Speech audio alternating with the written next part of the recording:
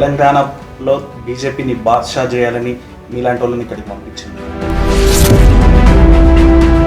రాష్ట్ర అధ్యక్షుడు కూడా టెన్షనే, నేను నెక్స్ట్ టైం ఎమ్మెల్యే గెలుస్తానా లేదా అని. ఎంపీలకు టెన్షనే. ఈ టెన్షన్లో ఏమైందంటే వీళ్ళు తమ గెలుపు తమ భవిష్యత్తు దీని గురించి ఆలోచనలోనే వాళ్ళ టెన్షన్ సరిపోయింది. మన కార్యకర్తల్ని మనమే డైజెస్ట్ చేసుకొని దగ్గరికి తీసుకొని వాళ్ళను పనిచేయించగలిగినటువంటి సామర్థ్యం అనేది రాష్ట్ర నాయకత్వాలకు అనేక సంవత్సరాలుగా లేకపోవడం అనేది, లాంగ్ మార్చ్కు నేతృత్వం వహించినటువంటి మెచ్యూరిటీ ఉన్న లీడర్ కావాలా మాకు. ఆ లోపం ఇప్పటికి కూడా కనపడుతుంది.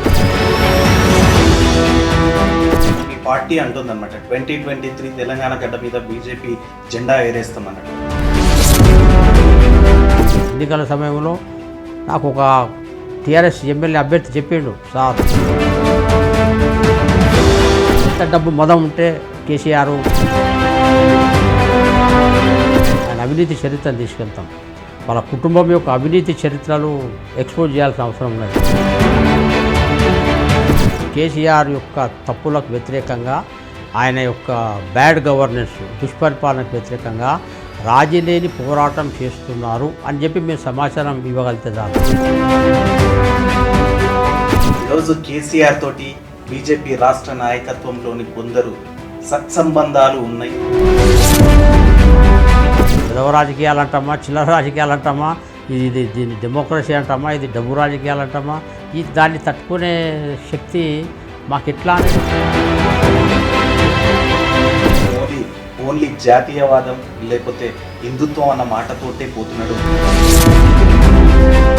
మతపరమైన భావాల కంటే కూడా సాంస్కృతిక జాతీయవాదం, దేశభక్తి, వేగవంతమైనటువంటి పరిపాలన, వీటన్నిటికీ సింబాలిజం కింద ఒక మోడల్ కింద ఈరోజు మోడీజీ మారింది. ప్రపంచం మొత్తం ఒక గౌరవప్రదమైనటువంటి స్థానంలో ఈరోజు భారతదేశాన్ని చూస్తున్నది అంటే అది నరేంద్ర మోడీ గారి కారణం. తెలంగాణకు కేంద్ర ప్రభుత్వం ఇస్తున్నది శూన్యం అన్నటువంటి మాట. వాళ్ళ మామను ఎదిరించి అడగగలిగినటువంటి స్థాయి కనుక హరీష్ రావుకి వస్తే ఆర్థిక మంత్రికి చాలా విషయాలు ఇక్కడ మారుతాయి. మోడీ రాజకీయాల్లో ఒక హీరో, కేసీఆర్ రాజకీయాల్లో ఒక విలన్. కేసీఆర్ అనేవాడు పెద్ద కమిషన్ ఏజెంటు, ఎప్పుడు 15%. నాయకులు ఎంత అవినీతి పరులు, అంతకంటే అవినీతి పరులు ఐఏఎస్ ఆఫీసర్లు, ఐపీఎస్ ఆఫీసర్లు, ఆ తర్వాత ఎంఆర్ఓలు, అగ్రికల్చర్ ఆఫీసర్లు, ప్రతి దగ్గర పంది కుక్కల మధ్య. రేపటి వచ్చే ఎలక్షన్లో యోగి గారిని ప్రధానమంత్రిగా తీసుకొస్తున్నారన్నటువంటి మాట వినిపిస్తోంది. పెద్ద ఇష్యూ కాదు. కాంగ్రెస్ పార్టీ మాదిరిగా దివాలా కోరు వ్యవహారాలు మా దగ్గర అవసరం లేదు. మల్టీ లీడర్షిప్ మా దగ్గర ఉంది. దేశ చరిత్రలో ఒక చిన్న అవినీతి వ్యవహారం రాని, కుంభకోణం రానటువంటి వ్యవస్థను గత 6 సంవత్సరాలుగా భారతదేశ రాజకీయాల్లో కేంద్ర ప్రభుత్వంలో అనేక మినిస్టర్లు, అనేక డిపార్ట్మెంట్లో మనం చూసినాం. ఆయన ఉన్నంతటి అంతకంటే ఎఫెక్టివ్ లీడరు ప్రజెంట్ సిచ్యువేషన్స్లో వేరే వాళ్ళు లేరు.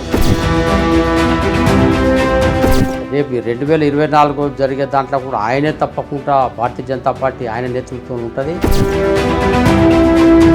మీరు బ్రహ్మచారి ఉన్నారనమాట, నాకు కూడా తోడు ఉంటే బాగుంటుంది ఈ ఏజ్లో అన్నటువంటి ఫీలింగ్ అని మీకు ఎప్పుడైనా కలిగింది?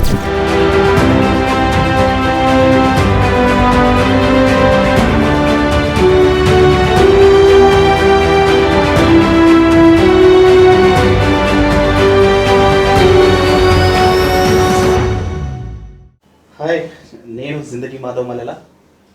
మనం ఎప్పట్లాగే ప్రతిసారి సరికొత్త గెస్ట్ని జిందగీ స్క్రీన్ పైన చూపించే ప్రయత్నం చేస్తున్నాము. ఈరోజు అలాంటి గెస్టుల్లో మన తెలంగాణ పోర్గడ్డ మీద నుంచి మొదలైన ప్రస్థానం జాతీయ స్థాయిలో కీలక పదవుల్లో, తర్వాత విద్యార్థి నాయకుడిగా, ఆ తర్వాత సంఘ్లో పనిచేసి, తర్వాత ఈశాన్య రాష్ట్రాల్లో కాషాయాన్ని, కమలాన్ని వికసింపచేసి ఇప్పుడు తెలంగాణ గడ్డ మీద కమల వికాసం దిశగా తెలంగాణ రాష్ట్రాలకు వచ్చినటువంటి బీజేపీ సీనియర్ అండ్ జాతీయ స్థాయి నేత ఈరోజు జిందగీ స్క్రీన్ పైన ఉన్నారు. తనే పేరాల శేఖర్జీ. తన అభిమానులకి, తన పార్టీ కార్యకర్తలకు, తన అనుచరులకి శేఖర్జీగా పరిచయమైనటువంటి ఆయనే మన ఈ జిందగీ గెస్ట్. నమస్తే సార్. నమస్కారం. వరంగల్ అంటేనే పోరుగడ్డ, ఉద్యమాల గడ్డ. అట్లాంటి శ్వాస ధైర్యం మీ గుండెల నిండా ఉంది అన్నది మేము చాలాసార్లు విన్నాం అనమాట. ఏంటి ఎక్కడికి వెళ్ళినా సరే శేఖర్జీకి ఓ ప్రత్యేకమైనటువంటి మొండి ధైర్యం అన్నటువంటి మాట కూడా మనకి అనిపిస్తుంది అనమాట. చిన్నప్పటి నుంచే ఆర్ఎస్ఎస్ భావజాలంతో ఉన్నటువంటి స్కూల్స్లో శిశు మందిర్లో చదివాను కాబట్టి ఆర్ఎస్ఎస్ నేర్పినటువంటి పట్టుదల ఏదైతే ఉందో, ఆర్ఎస్ఎస్ నేర్పినటువంటి ఫైటింగ్ స్పిరిట్, పోరాట పటిమ ఏదైతే ఉందో, ఇది సహజంగా జీవితంలో అన్ని రకాల సమయాల్లో కూడా నిజ జీవితంలో ఆ లక్షణాలు మాకు భాగమైపోయినాయి. వరంగల్లో చిన్నప్పటి నుంచి సంఘ పరివార భావజాలంతో శాఖలో, ఆర్ఎస్ఎస్ శాఖలో ఆడుతూ పాడుతూ పెరిగిన కళాశాల విద్య ఎప్పుడైతే వచ్చిందో ఇంటర్మీడియట్లో 78 నుంచి ఆ పోరుగడ్డ వరంగల్ గడ్డ ఏదైతే ఉందో, ఎర్ర జెండాలకు మాకు మధ్యన జరిగినటువంటి పోరాటం ఏదైతే ఉందో, అది ఒక ఆత్మస్థైర్యాన్ని, పోరాట మనస్తత్వాన్ని, తెగువను, సావైనా మంచిదే కానీ సమాజాన్ని హింసావాదాల నుంచి, తీవ్రవాదం నుంచి రక్షించాలనే తపనను వరంగల్ గడ్డ ప్రేరేపించవచ్చు, ఆర్ఎస్ఎస్ భావజాలం ప్రేరేపించవచ్చు. దేశం కంటే అన్నీ చిన్నే, మనం కూడా దేశం సంబంధించిన విషయాలు మనం చాలా చిన్నవాళ్ళం కాబట్టి దేశం కోసం అనే ఒక పదం ఏదైతే ఉందో అది ముఖ్యమైనటువంటి లక్ష్యం అయిపోయినప్పుడు మిగతా అన్ని చిన్నవి అయిపోయినాయి. అదే ఒక విస్తృత పోరాట జీవనానికి అదొక మూలాధారమైంది. ఆ రకంగా అది వరంగల్ గడ్డ నీళ్లు కావచ్చు, కాకతీయ సామ్రాజ్యం యొక్క రుద్రమాదేవి యొక్క పోరాటం సంబంధించిన గడ్డ లక్షణం కావచ్చు, లేకుంటే ఆర్ఎస్ఎస్ యొక్క భావజాలం యొక్క తెగువ కావచ్చు. ఎలాగైనా మార్పు తేవాల్సిందే, విజయం సాధించాల్సిందే, ఎర్ర జెండాల స్థానంలో కాషాయ జెండాలు ఎగరాల్సిందే. ఈ యొక్క మనస్తత్వం ఏదైతే ఉందో అది కూడా ఆ రకంగా మా జీవితాలు సుదీర్ఘ కాలం పాటు ఈ పోరాట పంతాలు సాగడానికి ఒక కారణం అని చెప్పి నేను భావిస్తున్నా.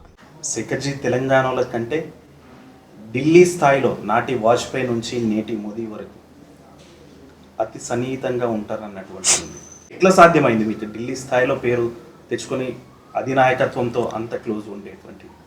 ఒక ఆర్ఎస్ఎస్ స్వయం సేవక, అక్కడ నుంచి బీజేపీలో నాయకుడి కింద దాదాపు 1973 నుంచి ఇప్పటి వరకు జరిగినటువంటి ఈ ప్రయాణం ఏదైతే ఉందో, అప్పుడప్పుడు హాయిగా రాత్రి పడుకొని మనసులో రివ్యూ చేసుకొని ఏంది జీవితం చూస్తుంటే 58 ఏళ్ళు అయిపోయింది, ఇవన్నీ ఆలోచించినప్పుడు ఏం సాధించినాం జీవితంలో, భవిష్యత్తులో ఇంకా సాధించాల్సింది ఏంది, ఇవన్నీ అప్పుడు మనకు తెలియకుండానే మనకు నెమరు వేసుకుంటుంటాం. ఈ కరోనా కాలంలో గత 5 నెలల్లో ఆత్మవిమర్శ చేసుకోవడానికి కోసమో, లేకుంటే ఫ్యూచర్ గురించినటువంటి భవిష్యత్తు గురించి కొన్ని ప్లానింగ్స్ చేసుకోవడం కోసము ఒక ఫెంటాస్టిక్ టైం దొరికింది లాస్ట్ 5 ఇయర్స్లో. శారీరకంగా, మానసికంగా, బుద్ధిపరంగా, జీవిత లక్ష్యం గురించి ఒక స్పష్టత రావడంలో కూడా ఈ కరోనా కాలాన్ని నేను చాలా ఉపయోగించుకున్నాను. నేను ఎక్కడో వరంగల్లో పుట్టిన వాడిని, పెళ్లి చేసుకొని 2 పిల్లలను కానీ ఏదో ఒక సంపాదన మార్గంలో, వృత్తిలోనూ ఉద్యోగంలో వెళ్ళిపోయి ఉంటే నేను ఎలా ఉండేవాడిని.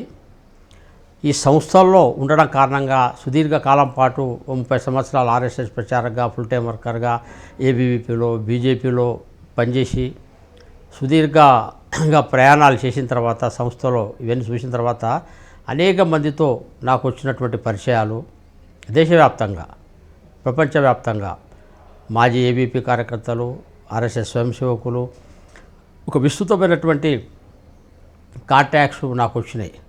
నేనే కనుక ఒక కుటుంబానికి, నిజ జీవితానికి పరిమితమైతే ఇంత విస్తృతమైనటువంటి పరిచయాలు, విస్తృతమైనటువంటి అధ్యయనం, సమాజం గురించినటువంటి అవగాహన, లేకుంటే సామాజిక సమస్యల గురించినటువంటి ఒక స్పష్టత, ఒక సామాజిక మార్పుకు ఎలా సాధ్యం అనే సంబంధించినటువంటి కార్యపద్ధతి, లేకుంటే మన కళ్ళతోనే మనం సమాజం ఎలా మారింది, ఈ దాదాపు ఒక 40-45 సంవత్సరాల కాలగమనాన్ని కనుక మనం చూస్తే నిజంగా కూడా ఆశ్చర్యం అవుతుంది. అబ్బా, ఎంత పెద్ద ప్రయాణం చేసినాం మనమని.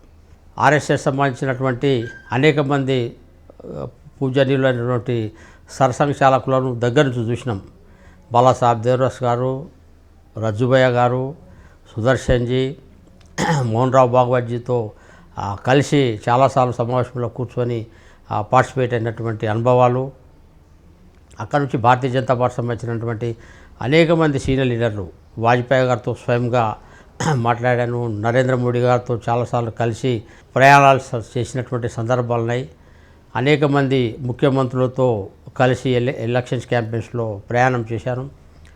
తెలంగాణలో ఎవ్వరికి లేనటువంటి అనుభవాలు నాకు విద్యార్థి రంగంలో, స్టూడెంట్ ఫీల్డ్లో, ఆ తర్వాత రాజకీయ రంగంలో వచ్చినాయి. ఒక 8 ఏళ్ళు నేను ఒరిస్సా కేంద్రంగా ఉన్నాను. ఆంధ్రప్రదేశ్, ఒరిస్సా, బెంగాల్, సిక్కిం, అండమాన్ నికోబార్ ఐలాండ్స్, ఇవన్నీ కూడా స్టూడెంట్ మూవ్మెంట్స్ నేను కోఆర్డినేట్ చేశా.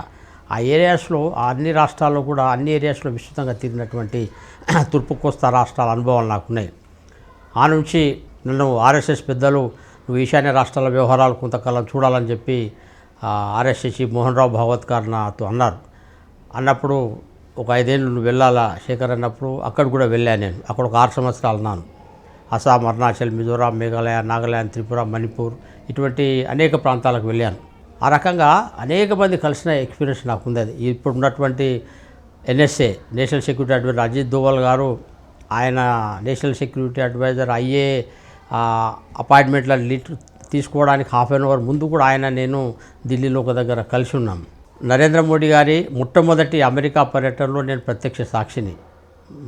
మెడిసిన్ స్క్వేర్ ఆ యొక్క సమ్మేళనంలో నేను కూడా పార్టిసిపేట్ అయ్యా. ఇవన్నీ చూసిన తర్వాత చికాగోలో ఒక 3000 మంది హిందూ వ్యాపారవేత్తల సమ్మేళనమైంది. ఆ 3 రోజుల సమావేశాల్లో నేనున్నాను. మొత్తం ఇండియన్ సంబంధించినటువంటి డెలిగేషన్స్తో పాటు నేను కూడా దాంట్లో పార్టిసిపేట్ అయ్యాను. ఇవన్నీ నాకు ఒక మరుపురాని అనుభవాలు.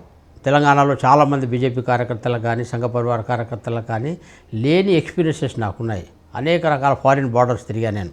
అయితే ఒక సంస్థలో ఒక కార్యకర్తగా ఉండడం కారణంగా, సుదీర్ఘ కాలం పాటు అనేక రకాల బాధ్యతలు ఉండడం కారణంగా, అనేక స్థలాల్లో నేను వెళ్ళడం కారణంగా, ఆర్గనైజేషన్ యొక్క అసైన్మెంట్లో భాగంగా ఇవన్నీ కూడా నాకు అయినాయి. నేనే కనుక ఒక సామాన్యమైన కుటుంబీకున్నై నా సంసారము, నా వృత్తి, నా ఉద్యోగం అనుకుంటే ఇంత విస్తృతమైనటువంటి జీవితానుభవాలు నాకు రాకపోయేది. కాబట్టి ఇది ఒక ఫెంటాస్టిక్ ఎక్స్పీరియన్స్ లైఫ్లో నాకు. ప్రపంచాన్ని చదవడానికి, మనుషులను అర్థం చేసుకోవడానికి, విస్తృతమైన పరిచయాలకు ఒక పెద్ద వేదిక కింద సంఘ పరివార సంస్థలో నా బాధ్యతలు అనేవి నాకు ఉపయోగపడ్డాయి.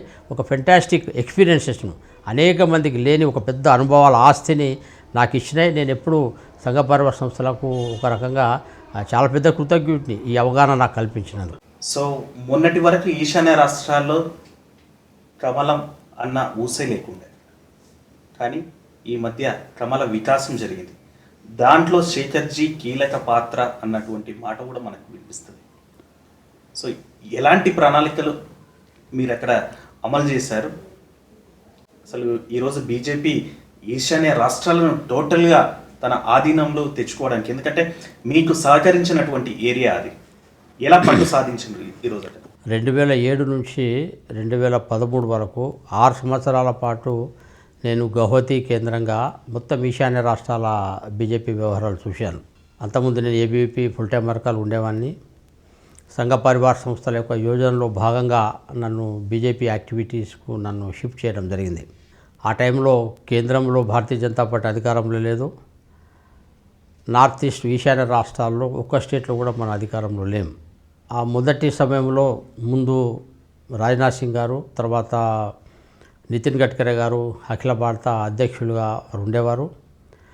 రామ్లాల్జీ అఖిల భారత ప్రధాన కార్యదర్శిగా జనరల్ సెక్రటరీ ఆర్గనైజేషన్ వ్యవహారాలు చూసేవాళ్ళు. దేశంలో ఈశాన్య రాష్ట్రాలనగానే తీవ్రవాదానికి ఉంటాయి. అస్సాంలో 30% పైన ముస్లిమ్స్ ఉన్నటువంటి ప్రాంతం. ఒక 3 రాష్ట్రాలు మేఘాలయ, నాగాల్యాండు, ఆ తర్వాత మిజోరాము, 90% పైన క్రిస్టియన్స్ ఉన్నటువంటి ప్రాంతాలు.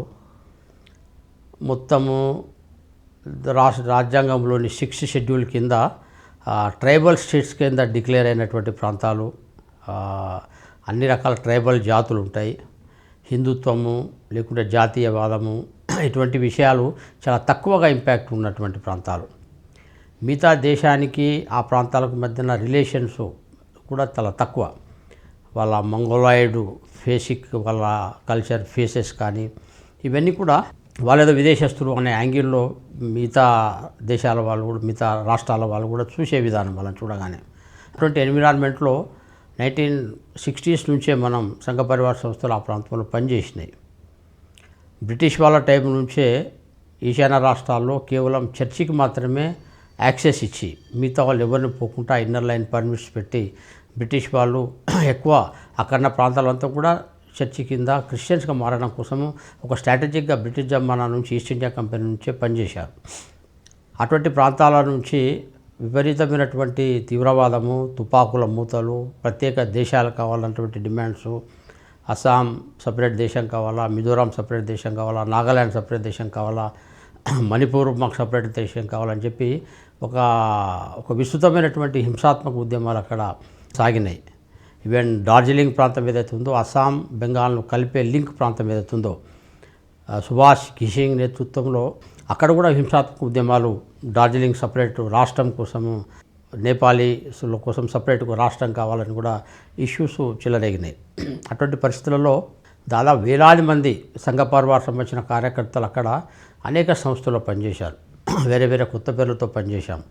కొన్ని ప్లేసెస్లో అరుణాచల్ వికాస్ పరిషత్ అని, ఇండిజినస్ ట్రైబల్ మూమెంట్స్, అక్కడటువంటి అనేక రకాల ట్రైబ్స్ సంబంధించినటువంటి వేషధారణ, కట్టుబాట్లు, వాళ్ళ యొక్క సంగీతము, వాళ్ళ నృత్యాలు, వాళ్ళ డ్రెస్సింగు, వీటిని ప్రమోట్ చేసుకుంటూ, వాళ్ళ ట్రెడిషన్ ప్రమోట్ చేసుకుంటూ కూడా వాళ్ళకు దగ్గర కావడం, ఆ రకంగా ఒక విస్తృతమైన ప్రయత్నం వేలాది మంది సంఘ పరివార కార్యకర్తలతో అక్కడ ప్రయత్నం చేశాం.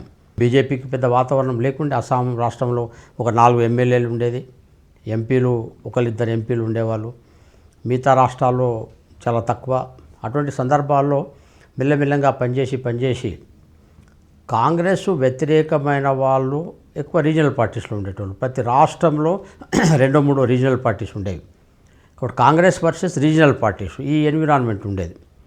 అటువంటి సందర్భంలో మెల్లమెల్లగా రాజ్నాథ్ సింగ్ గారు, తర్వాత నితిన్ గడ్కరీ గారు వారి యొక్క సహకారంతో, వారి యొక్క స్ట్రాటజీతో, వారి యొక్క గైడెన్స్తో మనం మెల్లమెల్లంగా అక్కడ ఎట్లన్నా చేసి రీజనల్ పార్టీస్ను మనం రీప్లేస్ చేసుకోవాలి. కాంగ్రెస్ వెంటనే మనం ఏం చేయలేం.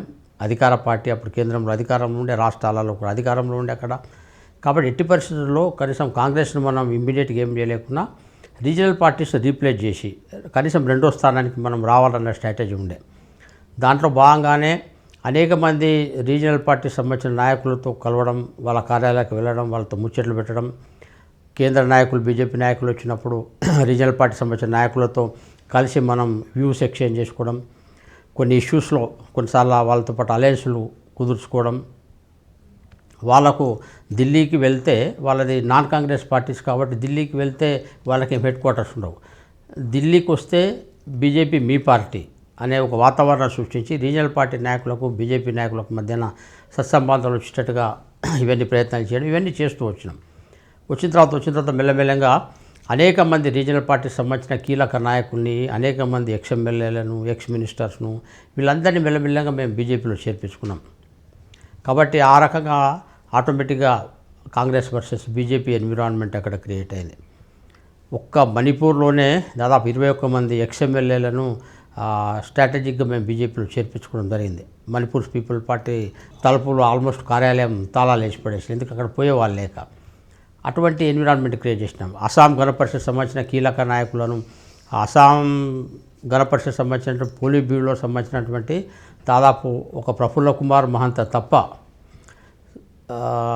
దాదాపు కీలకమైన మాజీ అధ్యక్షుడు పట్వారీ, ఇప్పుడు ముఖ్యమంత్రికి ఉన్నటువంటి సర్వానంద్ సోనోవాల్, జోర్హాట్ సంబంధించినటువంటి గోస్వామి లాంటి నాయకులు, వీళ్ళందరినీ కూడా మనం బీజేపీలోకి తీసేసుకున్నాం. ఏజీపీ కూడా ప్రాముఖ్యత కూడా ఆటోమేటిక్గా తగ్గిపోయింది. ఆ రకంగా రీజనల్ పార్టీస్ను మినిమైజ్ చేసి ఒక ఆల్టర్నేటివ్ కాంగ్రెస్కి అని చెప్పి వాతావరణాన్ని మేము సృష్టించినాం. అప్పుడు బీజేపీ కేంద్రంలో అధికారంలో లేదు, రాష్ట్రంలో లేదు. అటువంటి ఎన్విరాన్మెంట్లోనే ఆ రకంగా స్ట్రాటజిక్గా పనిచేయడం కారణంగా మేము సెకండ్ పొజిషన్కి వచ్చాం. ఎప్పుడైతే సెకండ్ పొజిషన్కి వచ్చామో ఫస్ట్ పొజిషన్ రావడం ఈజీ, థర్డ్ నుంచి ఫస్ట్కు రావడం చాలా కష్టం, సెకండ్ నుంచి ఫస్ట్కు రావడం చాలా ఈజీ. మెల్లమెల్లగా ప్రజల్లో ఒక కాన్ఫిడెన్స్ వచ్చింది. ఇంకొక అంశం ఏంటంటే రకరకాల ట్రైబల్ జాతులు, ఒకరికొకరు సంఘర్షణలు, ఒకరికి సమన్వయం లేని విధానం, అప్పుడప్పుడు నాగా కమ్యూనిటీస్ మిగతా కమ్యూనిటీస్ కొట్టుకోవడం, చంపుకోవడం, బోడో కమ్యూనిటీస్, అస్సామీస్ కమ్యూనిటీస్ కూడా కొన్నిసార్లు సంఘర్షణ తీసుకోవడం, సపరేట్ రాష్ట్రాలు కావాలా, సపరేట్ జిల్లాలు కావాలా, ట్రైబల్ అటానమస్ కౌన్సిల్స్ కావాలా, ఇటువంటి సంఘర్షణలు. ఆ తర్వాత మతము, ఆ తర్వాత ట్రైబల్ జాతులు, తర్వాత ఇవన్నీ కూడా చాలా కీలక పాత్ర వహించినాయి. అస్సాంలో 30% ముస్లిమ్స్, 30%, 4 crores జనాభాలో 30% ముస్లిమ్స్. దాంట్లో 30%లో ఒక 10%, 8% అస్సామీస్ ముస్లిమ్స్ అయితే అస్సాం భాష మాట్లాడి అస్సాం వేషధారణతో ఉన్నటువంటి ముస్లిమ్స్. దాంట్లో 80% ఏమో బంగ్లాదేశ్ వచ్చినటువంటి బంగ్లాదేశ్ సంబంధించిన వేషధారణతో బెంగాలీ భాష మాట్లాడేవాళ్ళు. వాళ్ళిద్దరి మధ్యన కూడా చాలా స్పష్టమైనటువంటి డివిజన్ ఉండేది. దాంట్లో అస్సామీస్ ముస్లిమ్స్ బీజేపీలో సహజంగా యాక్టివ్ ఉండేటోళ్ళు, బంగ్లాదేశ్ నుంచి వచ్చిన వాళ్ళు మనకు వ్యతిరేకంగా ఉండేవాళ్ళు. కాబట్టి 30% ముస్లిం ఉన్నటువంటి సొసైటీలో కూడా బీజేపీని అన్ని రకాల ట్రైబల్ జాతులను, అన్ని రకాల వర్గాలను యునైటెడ్గా కలిపాం. లేదా అస్సాం సంబంధించినటువంటి ఈశాన్య రాష్ట్రాలకు సంబంధించినటువంటి అవసరాలను ఢిల్లీలో ప్రతిబింబించగలిగినటువంటి పార్టీ అంటే అది బీజేపీ, ఈ కాంగ్రెస్కు ఆల్టర్నేటివ్గా. ఈ ఎన్విరాన్మెంట్ను స్పష్టంగా సెంట్రల్ పార్టీ మద్దతుతో క్రియేట్ చేయగలిగినాం. అది ఈరోజు ఫలితాలు ఇచ్చింది. అన్ని రకాల వర్గాలు కూడా బీజేపీకి రావడంలో ఒక కాన్ఫిడెన్స్ని క్రియేట్ చేసింది. కాంగ్రెస్ పార్టీలో ఉదాహరణకు మణిపూరీ సొసైటీ, ఇంఫాల్ బేస్కున్న వాళ్ళు, హిల్స్లో ఉన్నటువంటి నాగాస్ మధ్యన క్లాషెస్ ఉంటాయి. బీజేపీలో ఇద్దరు ఉంటారు. బీజేపీలో మణిపూర్ సంబంధించిన మైతేయిస్ ఉన్నారు, బీజేపీలో నాగాస్ ఉన్నారు. జనరల్గా అక్కడ కాన్ఫ్లిక్ట్ ఉంటుంది. కాంగ్రెస్ అంతా కాన్ఫ్లిక్ట్ క్రియేట్ చేసి వాళ్ళు గెలవడానికి కోసం ట్రై చేశారు. మేమేమో సమన్వయం క్రియేట్ చేసి ఇద్దరిని కలుపుకొని మనం గవర్నమెంట్స్ని ఫామ్ చేశాం. అది మనకు ఉన్నటువంటి ఒక సక్సెస్. కాబట్టి ఇది బీజేపీ యొక్క సమన్వయ ధోరణి.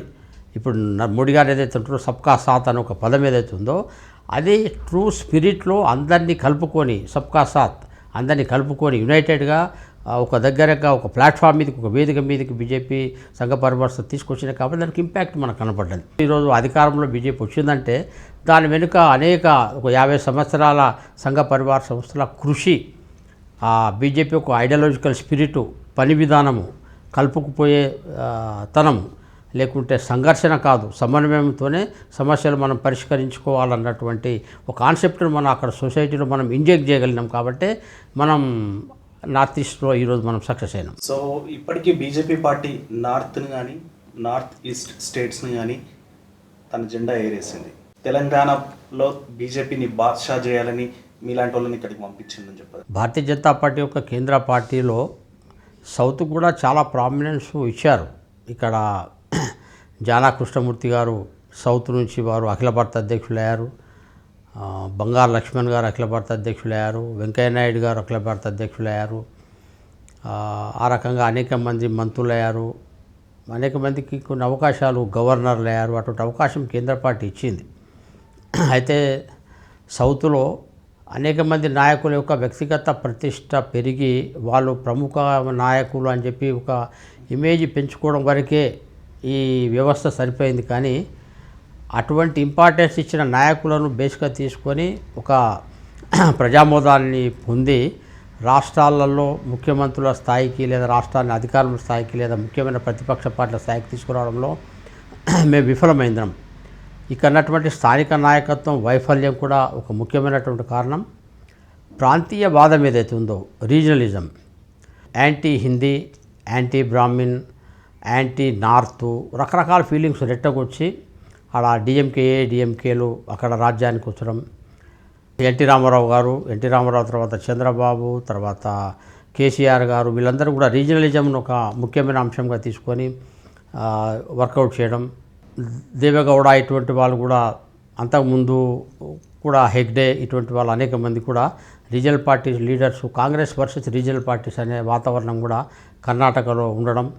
కేరళలో కూడా కొద్దిగా హిందూ, ముస్లిం, క్రిస్టియన్ అనే ఇంపాక్ట్స్ కూడా చాలా ఎక్కువ ఉన్నాయి. రీజనల్ పార్టీస్ మతం వారీగా రీజనల్ పార్టీసు, ముస్లిం లీగు, ఇండియన్ యూనియన్ ముస్లిం లీగు, లేకుంటే క్రిస్టియన్స్ సంబంధించినటువంటి జోసెఫ్ అని రకరకాల పార్టీస్ అక్కడ ఉండడు. ఆ రకంగా సౌత్లో ఓవరాల్గా రీజనల్ పార్టీస్ ఒక ఇంపాక్ట్ ఉంది. ఒక కర్ణాటక కొద్దిగా తక్కువ ఉంది, కానీ మిగతా మూడిట్లో కూడా రీజనల్ పార్టీస్ ఇంపాక్ట్ ఉంది.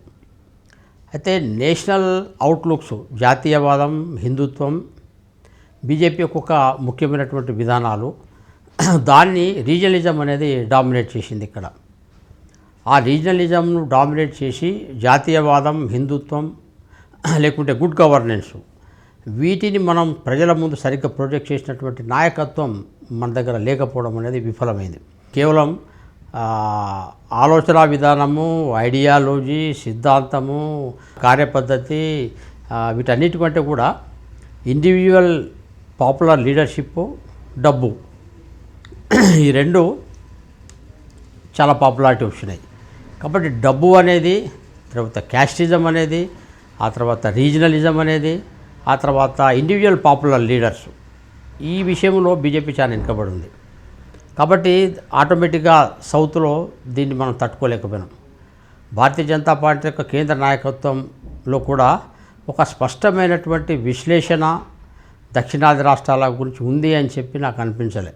ఎందుకంటే ఆ రకమైన సరైన అనాలిసిస్ కనుక చేస్తే ఎప్పుడూ మనం దీంట్లో ఓవర్కమ్ చేయాల్సినటువంటి సిచ్యువేషన్స్ ఇప్పటి కూడా ఆ దిశలో, ఆ అండర్స్టాండింగ్లో ఫెయిల్యూరే ఉన్నాం. నరేంద్ర మోడీ గారు, అమిత్ షా జమానాలో కూడా మేజర్ డెవలప్మెంట్ ఏమీ సౌత్లో కనపడతలేదు. కర్ణాటకలో యెదియూరప్ప గారు అధికారంలోకి వచ్చినంటే వీళ్ళు రాకముందు కూడా కర్ణాటకలో అధికారంలోకి వచ్చాం. ఈరోజు మోడీ గారి, అమిత్ షా గారి నాయకత్వంలో ఏం కర్ణాటకలో రాలి, అంతకుముందు కూడా వచ్చాం. కాబట్టి ఎక్కడో స్పష్టమైనటువంటి స్ట్రాటజీ లోపం చాలా స్పష్టంగా ఉంది.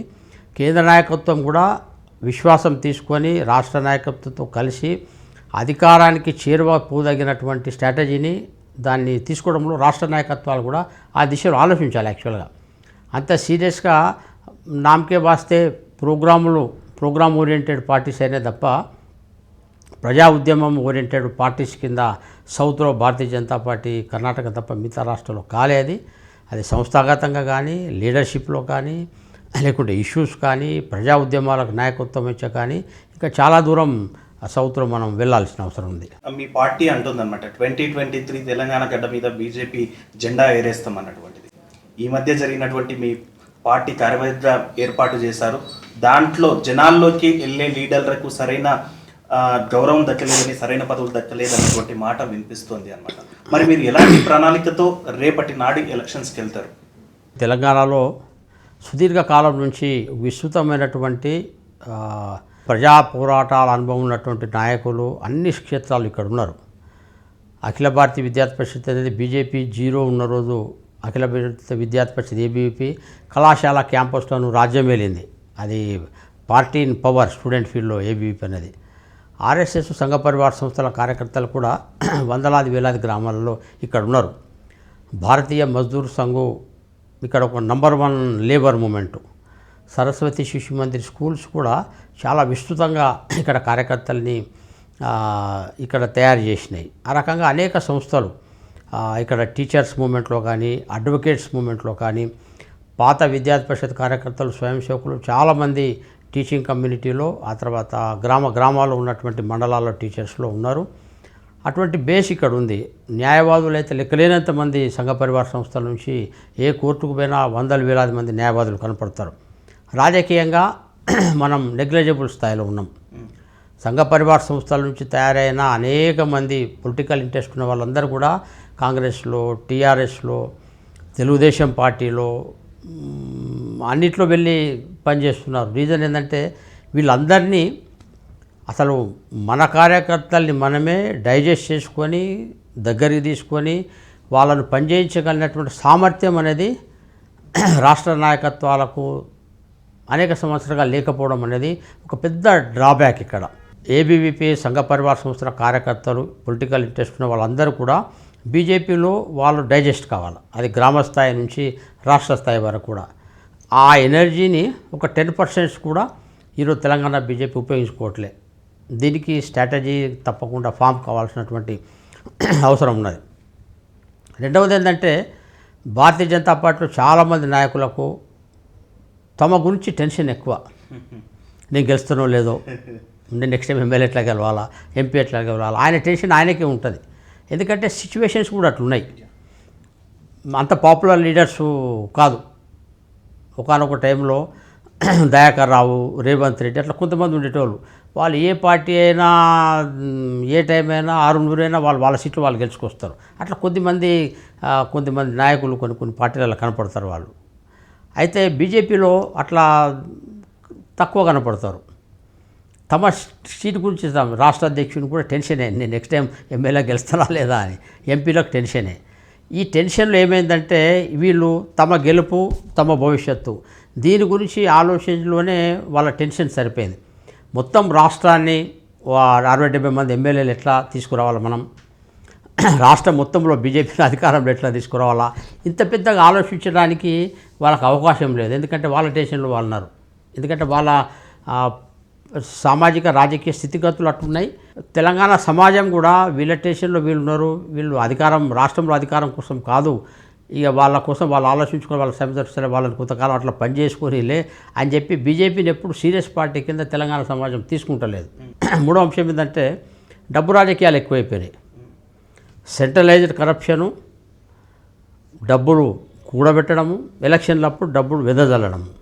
ఇది చంద్రబాబు విస్తృతమైనటువంటి ఈ సంస్కృతిని 80s నుంచి ఎన్టీ రామారావు టైం నుంచి చంద్రబాబు టైం నుంచి ఇది అలవాటైంది. రాజశేఖర రెడ్డి చాలా సైంటిఫిక్గా ఈ డబ్బులు వసూలు చేసుడు, డబ్బులు ఖర్చులు, ఇతర పార్టీ నాయకులను కూడా తమ పార్టీ నాయకులు మేము పార్టీ మేనేజ్మెంట్ కోసం ఎంతైతే కష్టపడుతూ ఇతర పార్టీ నాయకులు కొనడం కోసం అంతకంటే ఎక్కువ రాజశేఖర రెడ్డి గారు డబ్బు ఖర్చు పెట్టేటోడు. కేసీఆర్ గారు వచ్చినాక అదే సంస్కృతిని స్టార్ట్ చేశాడు.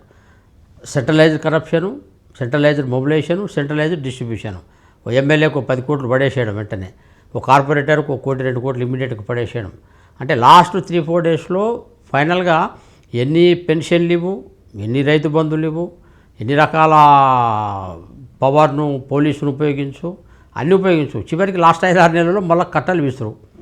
అంటే ఫైనల్ స్ట్రాటజీ ఏంది, లాస్ట్ దెబ్బ ఏదైతే ఉందో డబ్బు కట్టాలి. ఈ పోటీలో, ఈ అనారోగ్యకరమైన పోటీలో బీజేపీ కార్యకర్తలు, బీజేపీ నాయకులు, బీజేపీ పార్టీ మేము తట్టుకోలేకపోతున్నాం. సమాజం కూడా డబ్బు ఆశిస్తుంది, ఈ పార్టీలు విసురుతున్నాయి. సమాజంకు ఆ రకమైన ఆశలు మేము తీర్చలేము, మేము డబ్బులు విసరలేము, సంపాదించలేము. ఎందుకంటే మా పార్టీ కల్చర్ అది కాదు, మా కేంద్ర నాయకత్వం అట్లా మమ్మల్ని ఎంకరేజ్ చేయదు. పైరవి కల్చర్ను లేకుంటే ఆ ఏదో రకంగా సంపాదించను అధికారంలో కానీ మేము ఈ డైలమాలోనే మా జీవితాలు గడిచిపోయినాయి. చూసిన నాకు 58 ఏళ్ళు వచ్చింది. చాలామంది నాయకులకు షష్టిపూర్తులు వచ్చేసినాయి. అట్లా షష్టిపూర్తులు వచ్చి సుదీర్ఘకాలం పనిచేసిపోయిన వాళ్ళు చాలామంది ఉన్నారు. ఇది ఒక విస్తృతమైనటువంటి ఇబ్బంది. అది సౌత్లో ముఖ్యంగా తెలంగాణలో డబ్బు యొక్క ఇంపాక్ట్ అనేది. ఇప్పుడు మొన్న లోక్సభ ఎన్నికల తర్వాత నుంచి మాకు కొంత ఎన్విరాన్మెంట్ మారింది. 5 ఎంపీలు గెలిచినాం. కాంగ్రెస్ పార్టీ నుంచి ప్రముఖ నాయకులు వచ్చిండ్రు, తెలుగుదేశం నుంచి అనేక మంది ప్రముఖ నాయకులు వచ్చిండ్రు, బీజేపీ 2వ పొజిషన్లోకి వచ్చింది అనే ఎన్విరాన్మెంట్ వచ్చింది. తర్వాత కేసీఆర్ కూడా కాంగ్రెస్ వాళ్ళు 10 మంది ఎమ్మెల్యేలు ఆయన లాక్కెళ్ళిపోయాడు. డీకే అరుణ గారు లాంటి కొద్దిమంది ప్రముఖ నాయకులు, సుధాకర్ రెడ్డి గారు, వెంకటస్వామి గారు, ఇటువంటి వాళ్ళు చాలా కొద్దిమంది ప్రముఖ నాయకులు బీజేపీకి వచ్చిండ్రు. అనేక మంది టీడీపీ నాయకులు, గరికపాటి మోహన్ రావు గారు, పెద్దిరెడ్డి గారు, నరసింహులు గారు, అటువంటి మంది ప్రామినెంట్ లీడర్సు కొద్దిమంది ఇటువైపు తెలుగుదేశం కూడా చాలామంది వచ్చింది. ఇప్పుడు ఎన్విరాన్మెంట్ వచ్చింది. అయితే ఇప్పుడు కూడా ఒక విస్తృతమైనటువంటి లాంగ్ మార్చ్, మన సుదీర్ఘకాలపు సంఘర్షణ ఏదైతే రావాలనో అటువంటి తయారీ ఇప్పటికి కూడా మా పార్టీ ఆ దిశలో ఇంకా మూవ్ కాలే. అవుతాం తప్పకుండా ఆ దిశలో. ఇప్పుడు 2nd పొజిషన్లోకి వచ్చినాం కాబట్టి ఆ దిశలో తప్పకుండా మూమెంట్ వస్తుందని చెప్పి నేను భావిస్తున్నా. లాంగ్ మార్చ్కు నేతృత్వం వహించినటువంటి మెచ్యూరిటీ ఉన్న లీడర్ కావాలా మాకు. ఆ లోపం ఇప్పటికి కూడా కనపడుతుంది. అంటే అందరినీ ప్రజలకు ఆమోదయోగ్యమై, కార్యకర్తలకు, పార్టీలో నాయకులందరికీ ఆమోదయోగ్యంగా ఉన్నటువంటి సెంటర్ ఆఫ్ యాక్టివిటీ ఏదైతే ఉందో ఆ లోపం ఉంది. ఆ లోపాన్ని మేము సరిదిద్దుకోవాలా. అది కాలమే దానికి సమాధానం చెప్తుంది అనిపిస్తుంది. దీంట్లోకి వెళ్ళి మేము తప్పకుండా మార్గం వస్తుంది. We are in number 2. ఇప్పుడు నంబర్ 1 కాగలిగినటువంటి ఎన్విరాన్మెంట్ ఇప్పుడు వస్తుంది అని చెప్పి నేను భావిస్తున్నాను త్వరలో. అయితే ఈ మాట మీ వరకు వచ్చిందంటారా, మీ పార్టీ అంటే హైకమాండ్ వరకు వచ్చిందంటారా? ఎందుకంటే మొన్న పార్టీలోకి వచ్చిన వారికి సరైన గుర్తింపు దక్కలేదన్నది రెండవ మాట కూడా.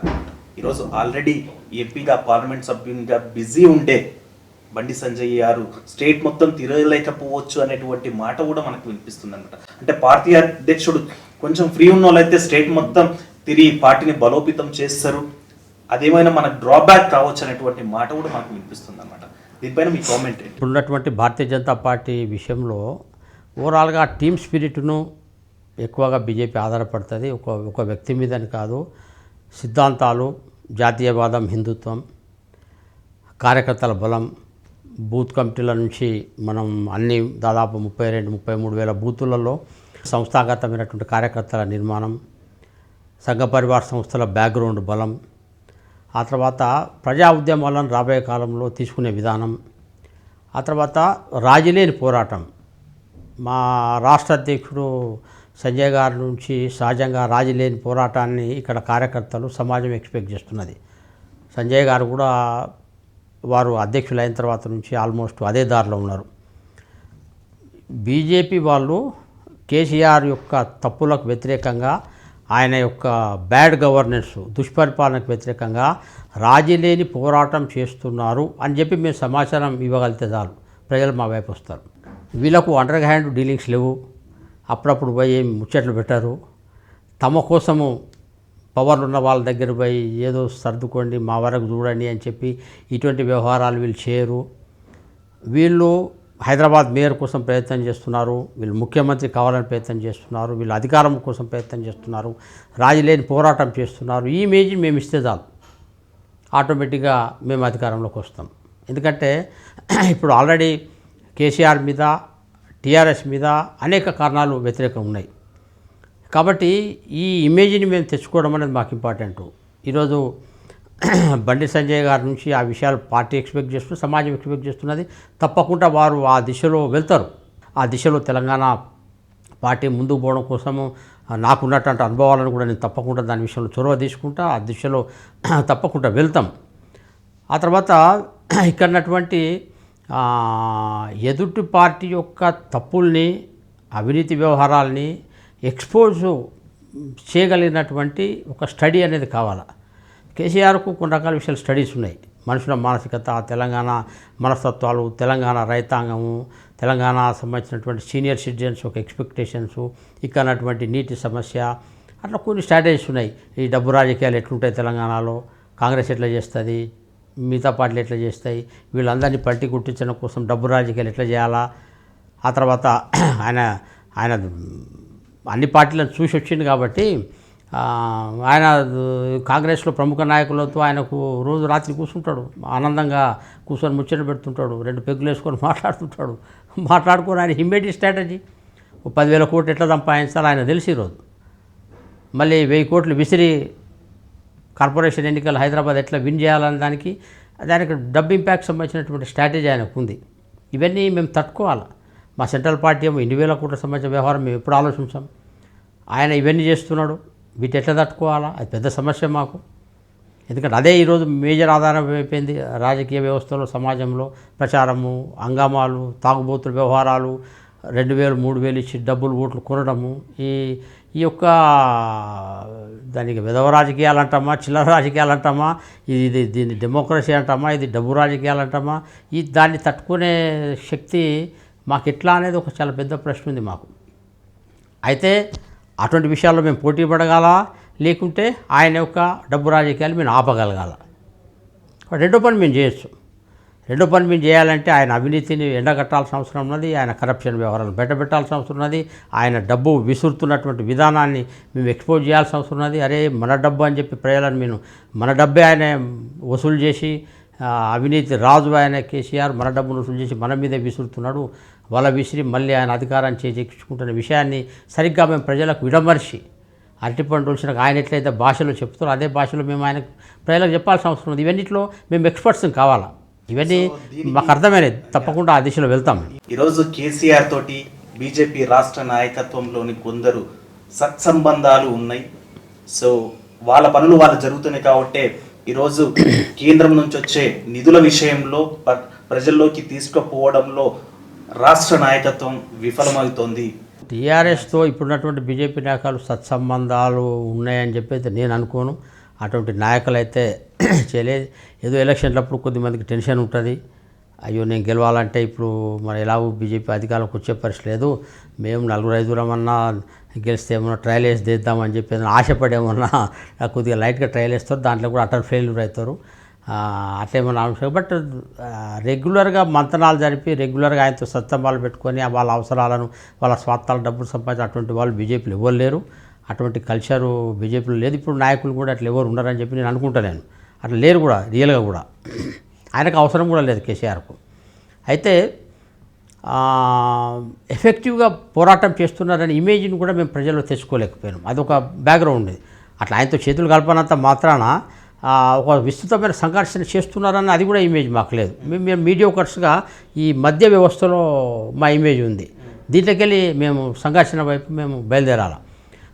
సంఘర్షణ వైపు బయలుదేరాలంటే ఆ రకమైనటువంటి ప్లానింగ్ చేసి ఆ రణరంగంలో ఒక సైన్యాధ్యక్షుడి మాదిరిగా అందరినీ తీసుకెళ్ళడం. మా దగ్గర ర్యాంబోలు చాలామంది ఉన్నారు.